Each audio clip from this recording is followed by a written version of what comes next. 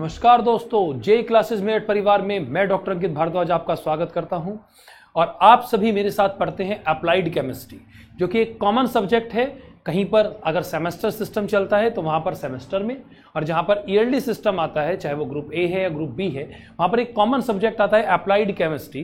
तो आप मेरे साथ अप्लाइड केमिस्ट्री रोज पढ़ रहे हैं और आज चैप्टर नंबर 2 का एक टॉपिक हमें पढ़ना है, हार्डनेस ऑफ द वाटर। जितना कि सभी बच्चे हमारे साथ यहाँ पर जल्दी से जल्दी ज्वाइन करें, इतना मैं आपको बता दूं कि प्रीवियस लेक्चर में हमने क्या क्या पढ़ा था और आज हम क्या क्या पढ़ने जा रहे हैं। तो प्रीवियस लेक्चर में हमने पढ़ा था वाटर के रिसोर्सेज क्या हैं, आपको वाटर किन किन चीज़ों से मिलता है और किन किन इंडस्ट्री में और किस किस तरीके से आप वाटर को यूजफुलनेस के, अगर मैं रेस्पेक्ट में बात करूं तो कहां कहां पर आपने वाटर का यूज किया है, वो सारी बातें हम प्रीवियस लेक्चर में पढ़ के आए हैं। और इसके साथ साथ मैंने आपसे बताया था कि कंगारू जो रैट है वो कभी पानी नहीं पीता, उसका रीजन भी मैंने आपको बताया था। तो अगर आपने वो क्लासेस नहीं देखी है तो आप प्लेलिस्ट में जाकर आपको लिंक मिल जाएगा, यहाँ पर आप उस लिंक पर क्लिक कर प्रीवियस वीडियोस का सारा अरेंजमेंट देख सकते हैं और उस क्लास को जरूर कर लीजिए, क्योंकि आज की जो क्लास है वो कहीं ना कहीं उससे बिलोंग करेगी और उसके साथ साथ आपको ये बहुत इजी वे में समझ आ जाएगा। चलिए स्टार्ट करते हैं, आपका ज़्यादा समय वेस्ट ना करते हुए। आज हम बात करने वाले हैं यहाँ पर हार्डनेस ऑफ वाटर की। मैंने कहा कि वाटर दो तरीके का होता है। वाटर की अगर मैं बात करूँ तो वाटर का कंपोनेंट के पॉइंट ऑफ व्यू से water are basically two type. One is that is soft water and the another one is hard water. तो देखिए, मैं अगर पर्टिकुलरली बात करूँ तो वाटर के बेसिकली टू टाइप्स हैं। First one is soft water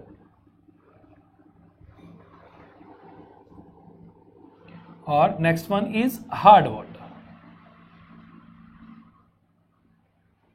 soft water और हार्ड वाटर है ना। पहले सब पे थोड़ी थोड़ी बात कर लेते हैं, मतलब सॉफ्ट वाटर किसे बोलते हैं, हार्ड वाटर किसे बोलते हैं। पहले एक बार इसके बारे में पता चल जाए तो ये पता चल जाएगा कि हार्डनेस ऑफ वाटर, अगर कोई वाटर हार्ड हो गया है तो उसको सॉफ्ट में कैसे कन्वर्ट करेंगे, है ना। तो सॉफ्ट वाटर उसे कहते हैं। अगर मैं बेसिकली बात करूं तो एक ऐसा वाटर जब उसे किसी साबुन के साथ आप ट्रीट करते हैं तो वो अगर झाग देता है प्रॉपर वे में आपको, मतलब जो इमल्शन उसका बन रहा है, तो अगर वो ज़्यादा झाग देता है तो that should be known as soft water. और अगर मैं हार्ड वाटर की बात करूं तो एक ऐसा वाटर जिसमें साबुन के साथ अगर उसको घोला जाता है तो वो प्रॉपरली झाग नहीं देता है और इसकी वजह से वहाँ पर जो क्लॉथ्स अगर आप साफ करना चाहते हैं उस पानी से आपके क्लॉथ्स जो हैं वो साफ नहीं हो पाएंगे। तो इसलिए आपने उसको हार्ड वाटर कंसिडर किया है। अब ये हार्डनेस होती क्यों है, ये एक इंपॉर्टेंट टॉपिक बनता है। जनरली आपसे सॉफ्ट वाटर या हार्ड वाटर की डेफिनेशन तो नहीं पूछेगा, लेकिन बेसिकली ये पूछ सकता है कि कोई हार्ड वाटर किसकी वजह से है, मतलब उसके अंदर ऐसी क्या इंप्योरिटीज हैं किसी हार्ड वाटर के अंदर, या उसके अंदर ऐसा कौन सा सबस्टांसेस है जिसकी वजह से वो हार्ड वाटर है, वो सॉफ्ट वाटर नहीं है। तो यहां मैं आपको आज इन्हीं सभी बातों के साथ रूबरू कराने के लिए आ गया हूं। चलिए स्टार्ट करते हैं टॉपिक को। पर्टिकुलरली मैं बात करूं हार्डनेस ऑफ द वाटर, तो hardness in water is that characteristic which prevent the lathering of soap. मतलब जो सोप के साथ लैदरिंग ना कर पाए, जो सोप के साथ घुल ना पाए, जो सोप के साथ इमल्सिफाई कर झाग ना बना पाए, उसे आपने यहां पर कंसिडर किया है कि हार्डनेस। तो एक हार्डनेस जो वर्ड आया है वो कठोरता के लिए आता है, जैसे मृदु जल और कठोर जल बोलते हैं हिंदी में अगर आप बात करें, ठीक है। तो यहां पर हार्ड वाटर होने का बेसिक रीजन है स्पेसिफिक, जिसकी वजह से साबुन के साथ ये पानी झाग नहीं दे पा रहा है, ठीक है। क्या है वो बेसिक रीजन, देखिए। सबसे पहले मैं बात करूं तो it is commonly defined as its soap. अगर मैं इसे सिंपल लैंग्वेज में आपको बताऊं, जैसे मैंने आपको भी समझाया कि it is commonly defined as its soap consuming capacity, कि किसी पानी की सोप की कैपेसिटी कितनी है, मतलब किसी पानी के अंदर सोप को एब्जॉर्ब करने की कितनी कैपेसिटी है, दैट इज कॉल्ड हार्डनेस, वो उसकी हार्डनेस है। The soap consist of sodium salt of higher fatty acid. अब एक नंबर क्वेश्चन पूछ लेगा भाई पॉलिटेक्निक वालों, एक नंबर में क्वेश्चन पूछ लेगा, ऑर्गेनिक केमिस्ट्री से भी लेकर आ जाता है क्वेश्चन इस बार को, और कई बार आपको यहीं से पूछता है, आपसे पूछेगा व्हाट इज सोप, साबुन क्या होते हैं। तो आप ऐसी डेफिनेशन नहीं ले सकते कि जो हम घरों में यूज करते हैं नहाने के लिए, कपड़े धोने के लिए, दैट इज द सोप, ये सोप है। नहीं, आपको केमिकल कंपोजिशन बताना है, ठीक बात है। तो आपको ध्यान देना है, ऐसा नहीं आंसर करना है कि भाई घरों में साबुन यूज किया जाता है, कपड़े धोते हैं साबुन से, है ना, या फिर हम नहाने के लिए यूज करते हैं, लक्ष्य लगा लिया हीरोइन बन गए, ऐसा कुछ नहीं है। ठीक है, तो आपको यहां पर केमिकल कंपोजिशन के बिहाफ पर बात करनी है कि व्हाट इज सोप। तो देखिए मैंने यहां पर कहा कि these are the fatty acid, actual में ये फैट के बने हुए मॉलिक्यूल्स हैं। ठीक है, तो यहां लिखा है कि it consist of sodium salt of higher fatty acid. तो मैं यहां अंडरलाइन करूंगा फैट को कि ये फैटी एसिड के मॉलिक्यूल्स हैं जो कि इसके साथ साथ कौन से साल्ट के साथ अटैच हैं, सोडियम साल्ट। तो आपने कहा कि these are the molecule of fatty acid, या फैटी एसिड के मॉलिक्यूल्स हैं जिनके साथ सोडियम साल्ट लगे हुए हैं। सोडियम का अगर मैं आपसे पूछूं पर्टिकुलरली सिंबल, तो मुझे उम्मीद है कि आप सभी जानते होंगे। फर्स्ट लेक्चर में मैंने आपको 20 तक एटॉमिक नंबर सिखाए थे, उनके सिंबल सिखाए थे। तो सोडियम का अगर सिंबल की बात करें दैट इज Na, है ना, SO नहीं बोलना है, Na बोलना है। ठीक है, Na स्टैंड फॉर सोडियम। ठीक है, एटॉमिक नंबर 11 होता है। अगर इलेक्ट्रॉनिक कॉन्फ़िगरेशन करेंगे 281, एक इलेक्ट्रॉन मैक्सिमम उसके पास बाहर पड़ा हुआ है, उसको रिलीज कर देगा, तो वैलेंसी हो गई +1। देखिए यहां सेकंड चैप्टर पढ़ रहे हैं और पूरे पहले चैप्टर का रिवाइज करके आ गए। तो इसलिए सभी बच्चे, जितने भी बच्चे हमारे साथ यहां जुड़े हुए हैं या इस लेक्चर को देख रहे हैं, उनसे मेरा अनुरोध है कि पर्टिकुलरली आप प्लेलिस्ट में जाकर पुराने लेक्चर जो हैं वो सारे जरूर देख लीजिए भाई, क्योंकि एटॉमिक स्ट्रक्चर चैप्टर जो है आपकी केमिस्ट्री का वो बहुत मैंडेटरी है आपके लिए। जब तक आप उसको नहीं समझेंगे तब तक पूरी केमिस्ट्री आगे आपके लिए रटने वाली रहेगी, और केमिस्ट्री रटने का सब्जेक्ट है ही नहीं, ये एक आर्ट है जिसको मैं आपको सिखा रहा हूं, और आपको भी बस अपनी लाइफ में इसी को अप्लाई करना है। और केमिस्ट्री इतना अच्छा है कि आपको काफी अच्छा स्कोर करके देता है। 100 आउट ऑफ 100 मार्क्स आते हैं, 50 आउट ऑफ 50 मार्क्स आते हैं, जो भी जिस भी तरीके का अरेंजमेंट आपके मतलब कॉलेजेस में या बोर्ड में होता है उसके अकॉर्डिंगली 100% मार्क्स यहां पर गेन किए जा सकते हैं। तो बहुत ही अच्छा स्कोरिंग सब्जेक्ट है, और जब आप और मैं मिलकर मेहनत करेंगे तो मोस्ट प्रोबेबली अच्छा रिकॉर्ड ही रहेगा हमारा। चलिए आगे बढ़ते हैं। तो यहां मैंने सोप का फॉर्मूला बनाया आपको। ठीक है, अब ये फिर एक नंबर में पूछ लिया कि किसी सोप का फॉर्मूला बताइए। तो ये कार्बन की कंपाउंड है जी, तो कार्बन, हाइड्रोजन और COONA, मतलब यहां पर फॉर्मूला आपको याद करना पड़ेगा, C17H35 COONA, है ना। ये सोडियम के फैटी एसिड का मॉलिक्यूल का फॉर्मूला आपके सामने लिख दिया है हमने यहां पर। तो C17H35 COONA plus CaCl2, CaCl2 stand for the calcium chloride. ठीक बात, ठीक है, CaCl2 इसके साथ यहां रिएक्शन की, और आफ्टर द रिएक्शन आपको क्या मिलता है, आपको मिलता है C17H35 COO का होल ट्वाइस Ca, और इसके साथ NaCl, मतलब नमक यहां पर बाहर हो गया, कॉमन टेबल साल्ट या कॉमन साल्ट जो है वो यहां पर बाहर निकल गया, और दैट इज कैल्शियम स्टीरेट। तो ये कैल्शियम स्टीरेट बन गया।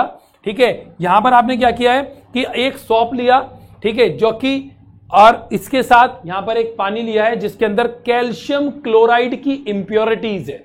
तो यहां मैंने कहा हार्डनेस, तो मैंने कहा कोई सोप लिया और उसको ऐसे पानी में घोला जहां पर कैल्शियम क्लोराइड की इंप्योरिटी है, और अगर कैल्शियम क्लोराइड की इंप्योरिटीज हैं तो उसकी वजह से एक नया यहां पर सब्सटेंसेस बना है, एक नया कंपाउंड बना है, दैट इज कैल्शियम स्टीरेट। और calcium stearate are insoluble in water, ये पानी में इनसोल्यूबल है, इसीलिए हार्ड वाटर के अंदर साबुन नहीं घुल पाता। तो याद रहेगा आपको जो मैंने बताया, मैंने कहा कि सोप जो है वो एक ऐसे पानी जिसके अंदर कैल्शियम क्लोराइड की इंप्योरिटीज है, जब उसके साथ रिएक्शन करता है तो कैल्शियम स्टीरेट बनता है, which are insoluble in water, जो कि वाटर में इनसॉल्युबल है। दैट्स व्हाई यहां पर अगर मैं बात करूं तो ये वाटर प्योरेबल नहीं है, इस पानी के अंदर साबुन के झाग नहीं बन पा रहे हैं, तो it is a hard water. ठीक बात है, अगर यहां तक आपको समझ आया तो आगे हम बात करते हैं टाइप्स ऑफ हार्डनेस पर। अगर मैं टाइप्स ऑफ हार्डनेस की बात करूं बच्चों, तो यहां पर दो हेडिंग आपके सामने लिखा है मैंने कि first one is temporary hardness and the second one is permanent hardness. अगर मैं टेम्पररी हार्डनेस की बात करूं तो मतलब ये टेम्पररी हार्डनेस का मतलब एक ऐसा हार्ड वाटर जो टेम्पररी हार्ड है, उसके अंदर जो इंप्योरिटीज हैं, उसके अंदर जो इनसॉल्युबल कंपाउंड हैं, वे इतने स्ट्रांग नहीं हैं, वे इतने स्टेबल नहीं हैं कि वो हमेशा पानी को इनसॉल्युबल करे रखेंगे, मतलब वाटर को हार्ड करे रखेंगे। अगर आप इन्हें नॉर्मल मेथड जैसे बॉइलिंग, आप पानी को गर्म कर दें, उनसे भी ये जो हार्ड वाटर है ये कन्वर्ट हो जाता है दोबारा से किसमें भाई, सॉफ्ट वाटर में। तो यहां अगर मैं बात करूं टेम्पररी हार्डनेस की, तो it is because of bicarbonate hardness. तो टेम्पररी हार्डनेस कह दीजिए या बाइकार्बोनेट हार्डनेस कह दीजिए। तो in this type of hardness, ठीक है, अगर मैं यहां पर टेम्पररी हार्डनेस के बारे में यहां पर लिखना चाहूं पर्टिकुलरली, ये यहां लिख देते हैं भाई, है ना, इन this type of hardness, in this type of hardness, आपसे बेसिकली क्या पूछेगा भाई, आपसे बेसिकली ये पूछेगा कि ये जो हार्डनेस हो रही है temporary hardness, it is because of, ये किसकी वजह से हो रही है। तो in this type of hardness is due to the presence of, इसको ठीक कर लेते एक मिनट, है ना, सीधा लिख देते हैं, hardness is due to the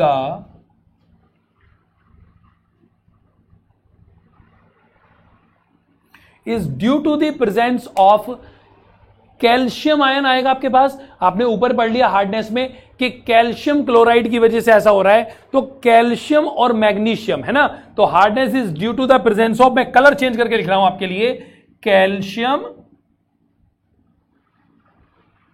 end magnesium. तो यहां पर्टिकुलरली अगर मैं बात करूं बच्चों, तो देखिए इस तरीके के हार्डनेस में, जो टेम्पररी हार्डनेस है किसी वाटर का, it is because of the presence of calcium and magnesium bicarbonate, है ना। यहां पर कैल्शियम और मैग्नीशियम के बाइकार्बोनेट की वजह से ऐसा होता है, ठीक है। अब एक दो रिएक्शन पढ़ लेते हैं। अगर मैं यहां पर बात करूं तो मैंने ले लिया कैल्शियम बाइकार्बोनेट, फॉर्मूला आपके सामने CaH3HCO3 का होल ट्वाइज, ये आपके सामने कैल्शियम बाइकार्बोनेट मैंने लिख दिया CaHCO3। अगर मैं लिखूं CaCO3 that is calcium carbonate, तो कैल्शियम बाइकार्बोनेट को मैंने क्या कर दिया भाई, बॉयल कर दिया। ये मैंने निशान लगा दिया बॉयल का, चलो लिख भी देते हैं, बॉइलिंग कर दिया। आपको क्या मिला, calcium carbonate that is CaCO3, और इसके साथ साथ क्या निकल गया भाई, कार्बन डाइऑक्साइड, CO2 यहां पर रिलीज हो गई है, ठीक है। तो कैल्शियम कार्बोनेट, CO2 निकल गई, तो मैंने एरो से दिखा दिया आपको, और इसके साथ साथ आपको पर्टिकुलरली क्या मिला है जी, वाटर मॉलिक्यूल्स मिले हैं।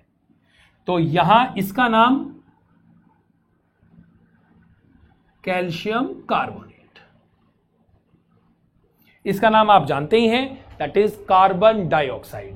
तो पर्टिकुलरली यहां मैंने आपसे बात की कि अगर किसी वाटर के अंदर, ठीक है, कैल्शियम और मैग्नीशियम के बाइकार्बोनेट की इंप्योरिटीज है, तो उस वाटर के अंदर जो इंप्योरिटीज है उसको आप टेम्पररी हार्डनेस कंसीडर करेंगे, और सिंपल बॉइलिंग मेथड से पानी को गर्म कर लीजिए, सबसे आसान सबसे सस्ता प्रोसीजर, और उससे ही ये बाइकार्बोनेट जो हैं वो कार्बोनेट में कन्वर्ट हो जाते हैं और ये फ्रेश वाटर बन जाता है, मतलब सॉफ्ट वाटर बन जाता है। अब मैं मैग्नीशियम बाइकार्बोनेट का भी लिख के दिखा देता हूं आपको, चलो पर्टिकुलरली अगर मैं मैग्नीशियम बाइकार्बोनेट की बात करूं तो फॉर्मूला अगेन MgHCO3 का whole twice, same magnesium bicarbonate CaHCO3 का whole twice, magnesium carbonate that is sorry magnesium bicarbonate, magnesium MgHCO3 का होल ट्वाइज। इसको जब बॉइलिंग करेंगे सेम प्रोसीजर, तो क्या बन जाएगा भाई, magnesium carbonate plus CO2 plus water molecule. तो यहां पर्टिकुलरली आपको ध्यान देना है कि आपने देखा कि कैल्शियम बाइकार्बोनेट से या मैग्नीशियम बाइकार्बोनेट से किस तरीके से मैग्नीशियम कार्बोनेट और कैल्शियम कार्बोनेट बन गया और वाटर मॉलिक्यूल आपको मिल गए, और ये एक टेम्पररी हार्डनेस जो वाटर थी वो कन्वर्ट हो गई दोबारा से, मतलब सॉफ्ट वाटर में। तो यहां आपने ये टेम्पररी हार्डनेस के बारे में पढ़ा, तो it is because of the bicarbonate of calcium and magnesium ion. ये एक बहुत इंपॉर्टेंट बात है जो मैं बार बार रिपीट आपको कर रहा हूं। कैसे रिमूव करेंगे, कैसे इसको ठीक किया जा सकता है? तो अगर मैं सिंपल मेथड बताऊं तो सबसे आसान, सबसे सिंपल मेथड बॉइलिंग। आप इस पानी को, इस टेम्पररी हार्ड वाटर को बॉयल कर दीजिए, ये सॉफ्ट वाटर में कन्वर्ट हो जाएगा। सबसे इजी, सबसे सस्ता प्रोसीजर, इस तरीके से आप ऐसे कर सकते हैं। तो यहां पर ये बात आपके समझ में यहां पर पर्टिकुलरली ध्यान देनी है, ठीक है। तो ये टेम्पररी हार्डनेस आपका हो गया। जल्दी से फटाफट से राइट डाउन कर लीजिए ताकि मैं इससे आगे बढ़ सकूं। अगली अगर मैं हेडिंग पे बात करूं तो अगली हेडिंग मुझे पढ़नी है परमानेंट हार्डनेस। मतलब अगर कोई वाटर परमानेंट रूप से हार्ड है, जिसको आप बॉइलिंग से सॉफ्ट वाटर में कन्वर्ट नहीं कर सकते, उसको आप बोलते हैं permanent hardness of the water. अब ये सीधी सीधी बात है कि परमानेंट हार्डनेस ऑफ वाटर क्यों होगा, एक सवाल ये भी बनना चाहिए। तो जैसे कि आपने पढ़ा कि टेम्पररी हार्डनेस कैल्शियम और मैग्नीशियम के बाइकार्बोनेट से होती है, इसी तरीके से आपको पर्टिकुलर स्पेसिफिक रीजन पढ़ना पड़ेगा कि कुछ इनसॉल्युबल कंपाउंड ऐसे हैं जो वाटर को हार्ड ही रहने देते हैं, वो वाटर को सॉफ्ट वाटर में कन्वर्ट नहीं होने देते, उनकी वजह से ही ये परमानेंट हार्डनेस रहती है। तो मैं इसको रब कर दूं 1 मिनट और फिर यहां प्रॉपर स्पेस बना लेंगे ताकि आपके लिए भी इजी हो जाए और मेरे लिए भी इजी हो जाए। तो यहां अगर मैं परमानेंट हार्डनेस की बात करूं तो परमानेंट हार्डनेस किसकी वजह से हो रहा है भाई? Because of dissolved chloride and sulphate, ठीक है। तो यहां पर परमानेंट हार्डनेस के बारे में आप लिखना चाहें तो लिखें permanent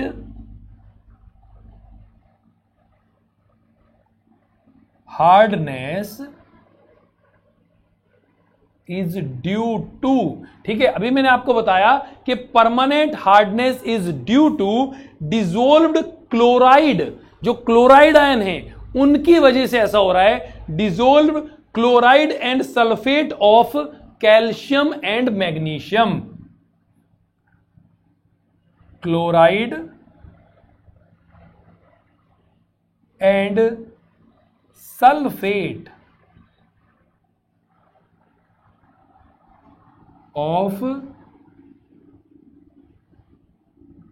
calcium and magnesium.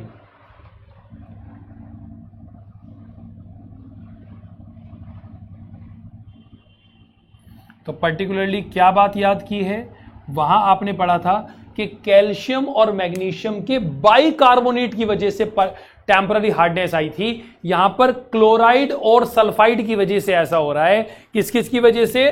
Chloride की वजह से। तो मैं इसको बबल में ले लेता हूं और इसके साथ साथ सल्फेट की वजह से। बाकी कैल्शियम और मैग्नीशियम तो वहां पर भी था। तो कैल्शियम बाइकार्बोनेट या मैग्नीशियम बाइकार्बोनेट से जो हार्डनेस होती है उसको टेम्पररी हार्डनेस कहते हैं। और अगर कैल्शियम और मैग्नीशियम के क्लोराइड या सल्फाइड की बात करें, उनसे अगर कोई पानी जो है वो हार्ड हो रहा है तो उसको आप क्या कंसीडर करते हैं? उसको आप कंसीडर करते हैं भाई परमानेंट हार्डनेस, ठीक है। अब दूसरी बात ये कि परमानेंट हार्डनेस को बॉइलिंग से रिमूव नहीं किया जा सकता। इंपॉर्टेंट बात, permanent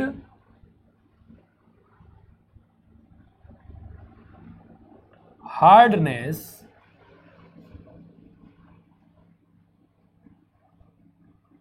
of water cannot be removed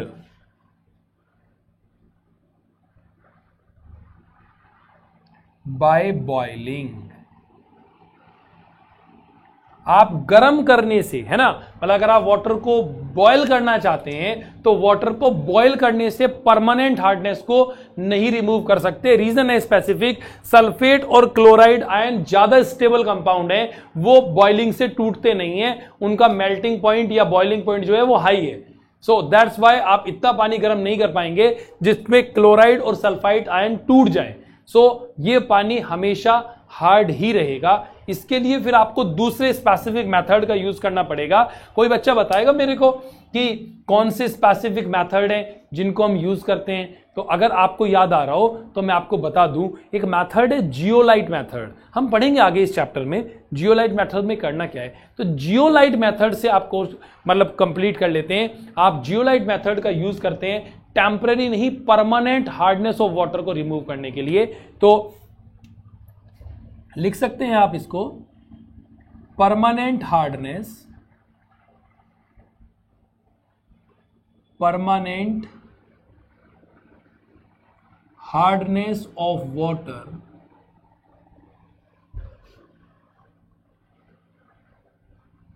can be removed by zeolite method.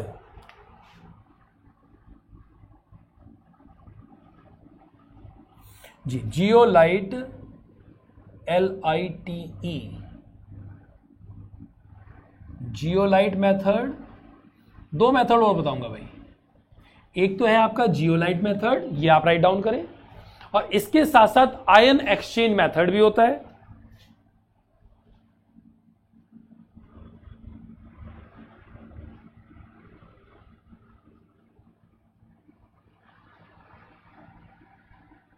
और इसके साथ साथ अगर मैं एक मेथड और बताऊं आपको, तो आपको ध्यान रखना है, आप लाइम सोडा से भी कर सकते हैं। ठीक है, मतलब जो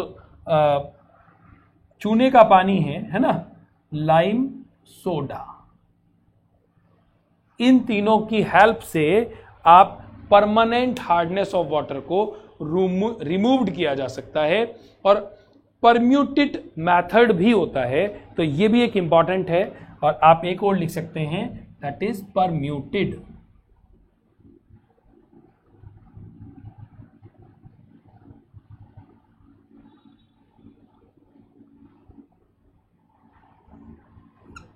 परम्यूटेड मेथड, तो ये आपने specifically permanent hardness of water के लिए कुछ मेथड लिखे हैं। हम एक एक करके सभी मेथड्स पढ़ेंगे आगे इसी चैप्टर में। हमें ये सारे मेथड्स पढ़ने हैं, तो ऐसा नहीं है स्पेसिफिकली कि पर्टिकुलरली कि ये सारे मेथड के सिर्फ नाम बता दिए मैंने आपको। हम एक एक करके ये सारे के सारे पढ़ेंगे। तो जितने भी बच्चे यहां पर वीडियो को देख रहे हैं, जल्दी से फटाफट से राइट डाउन कर लीजिए, या बेसिकली अगर आप स्क्रीनशॉट लेना चाहते हैं तो स्क्रीनशॉट भी ले सकते हैं। ठीक है, ये आपको यहां पर ध्यान रखना है। ठीक है, चलिए आगे बढ़ते हैं और एक और हेडिंग आपके साथ यहां पर ज्वाइन करते हैं। यहां पर अगर मैं पर्टिकुलरली बात करूं तो आपको ध्यान देना है भाई, एक और हेडिंग आती है कि हार्डनेस ऑफ वाटर के साथ डिग्री ऑफ हार्डनेस, मतलब किसी पानी के अंदर, किसी वाटर के अंदर कितने परसेंट इंप्योरिटीज है, वो कितने परसेंट हार्ड वाटर है। तो नेक्स्ट हेडिंग डालें, ये मैं रब कर दूं। तो जो भी बच्चे यहां पर हमारे साथ जुड़े हुए हैं, उनसे मेरा थोड़ा सा आग्रह यह है कि आप ज्यादा से ज्यादा जितने भी पॉलिटेक्निक के छात्र हैं और जो छात्राएं हैं, उनको ये मैसेज जरूर कन्वे कर दें कि जे क्लासेस मेरठ परिवार आप लोगों के लिए यहां पर सारा का सारा सिलेबस, जो कि हमारे एक्सपर्ट सभी सब्जेक्ट्स के टीचर्स के द्वारा कंप्लीट कराया जा रहा है, वो आपको यहां पर मिल रहा है। तो आप यहां पर इसका ज्यादा से ज्यादा फायदा उठाएं और अपने पॉलिटेक्निक में बहुत शानदार मार्क्स के साथ कवर करें और बहुत अच्छे से मार्क्स लाकर अपना और अपने परिवार का नाम रोशन करें। ठीक है बच्चों, और किसी भी तरीके के जो नोट्स हैं, मैं आपको बता दूं एक बार दोबारा से, काफी बार मैंने आपसे कंसल्ट भी किया है इसके रिगार्डिंग, कि जो हमारे नोट्स हैं, वो नोट्स किसी भी सब्जेक्ट के हों, चाहे वो पर्टिकुलरली जो आपको मैथ्स पढ़ाती हैं मैम, उनके मैथ्स के होंगे, या जो सर पढ़ाते हैं उनके सर के होंगे। इसी तरीके से अगर मैं अप्लाइड केमिस्ट्री की बात करूं, तो मेरे अपने हाथ के द्वारा लिखे हुए हैंड रिटन नोट्स भी आपको यहां पर चैप्टर वाइज मिल जाएंगे। आपको किसी तरीके की कोई दिक्कत परेशानी लेने की जरूरत नहीं है, सिर्फ आपको हमारे साथ जुड़े रहना है और प्रॉपर क्लासेस करते जाना है, ताकि आपको सारे के सारे कॉन्सेप्ट बिल्कुल आसानी से समझ आ जाए और आप अपने माँ बाप का नाम रोशन कर सके। चलिए आगे बढ़ते हैं। तो यहां मैंने नेक्स्ट हेडिंग बोली है कि हार्डनेस की क्वालिटी क्या है, मतलब कोई पानी कितना ज्यादा हार्ड है, तो इसे बोलते हैं degree of hardness.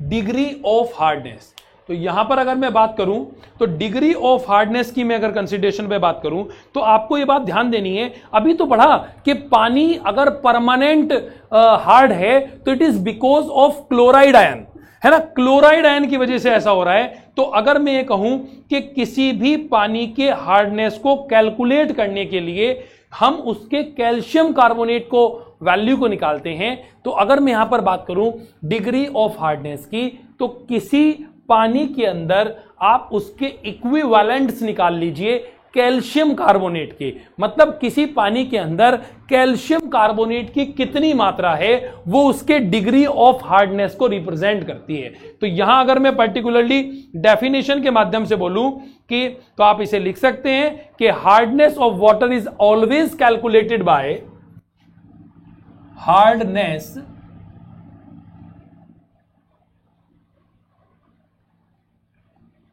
of water is always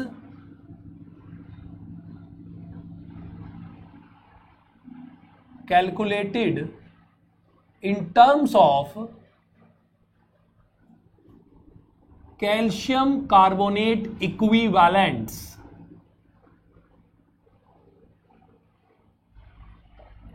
किसी वाटर के अंदर कैल्शियम कार्बोनेट की कितनी इक्विवेलेंट अमाउंट है, that should be called as degree of hardness.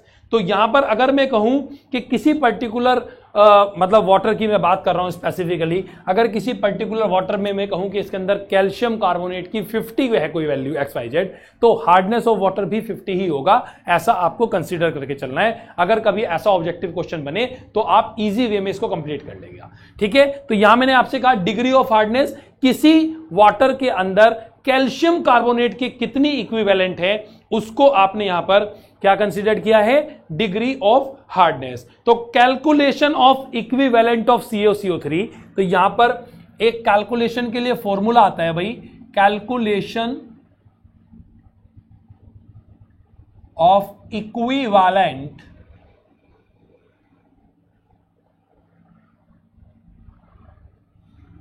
Calculation of equivalent of calcium carbonate CaCO3। ठीक है, इसके लिए एक फॉर्मूला है, आप लिख सकते हैं आज के लेक्चर में इक्विवेलेंट ऑफ CaCO3 अगर आप निकालना चाहते हैं तो आपने क्या लिखा है, मास ऑफ हार्डनेस, कितना हार्ड है water,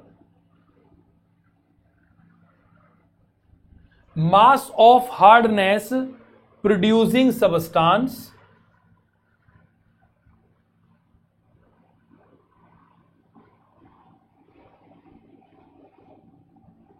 into chemical equivalent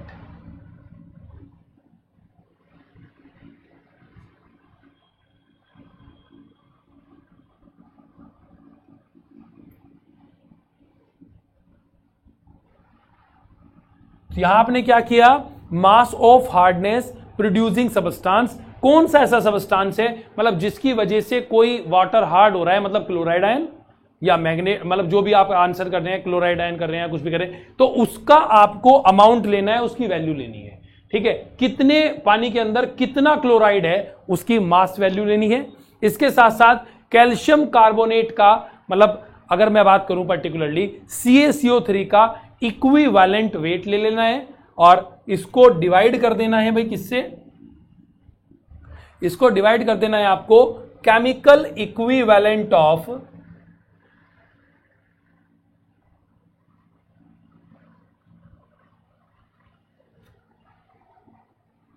hardness producing substance, hardness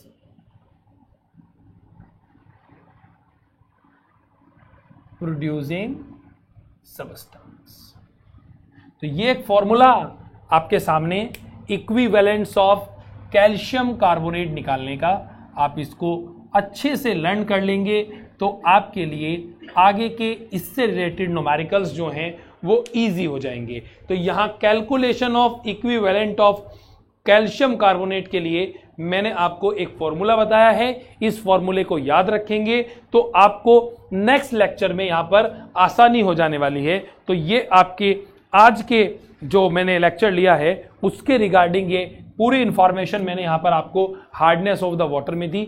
अगले लेक्चर में अगर मैं आपसे बात करूं बच्चों, क्योंकि देखिए आज के लेक्चर से ही अगले लेक्चर के बारे में आपको थोड़ा सा इंफॉर्मेशन मिलेगी, तो इसी तरीके से आप बस हमारे साथ जुड़े रहिए, क्योंकि अगले लेक्चर में हम हार्डनेस ऑफ वाटर के रिगार्डिंग जो न्यूमेरिकल्स आ सकते हैं उन सभी न्यूमेरिकल्स वैल्यू पर क्लियर करेंगे, और वहां पर जितने भी न्यूमेरिकल्स हो सकते हैं उनको प्रॉपर मेथड से और शॉर्ट ट्रिक मेथड से, दोनों तरीके से मैं आपको सिखाऊंगा, ताकि आप जल्दी से भी उन क्वेश्चंस को सॉर्ट आउट कर सके। अगर कभी ऑब्जेक्टिव क्वेश्चंस आ जाए तो आप उसको शॉर्ट ट्रिक मेथड से इजी वे में कन्वे कर सकें। यहां आपको पढ़ाने का मकसद सिर्फ ये नहीं है कि पॉलिटेक्निक आपको क्रैक कराना है। मैंने कई बार आपसे कहा कि सिर्फ पॉलिटेक्निक के लिए नहीं पढ़ना है, हमें जेई बनना है, हमें गवर्नमेंट जॉब लेनी है। So that's why we are हमारा ड्रीम बहुत बड़ा होना चाहिए। पर्टिकुलरली अगर मैं आपसे कहूं तो सपने देखें और उनको पाने के लिए मेहनत करते रहें। आज की क्लास को यही विराम देते हैं, कल दोबारा से मुलाकात होगी इसी चैप्टर के इस आगे वाले पार्ट पर, जहां पर कैल्शियम कार्बोनेट के रिलेटेड जो इक्विवेलेंट से रिलेटेड न्यूमेरिकल्स हैं और जो और बाकी की थ्योरीज हैं उनको हम वहां पर पढ़ पाएंगे। तो आज की क्लास को यहीं पर फाइनलाइज करते हैं। धन्यवाद। जय हिंद, जय भारत।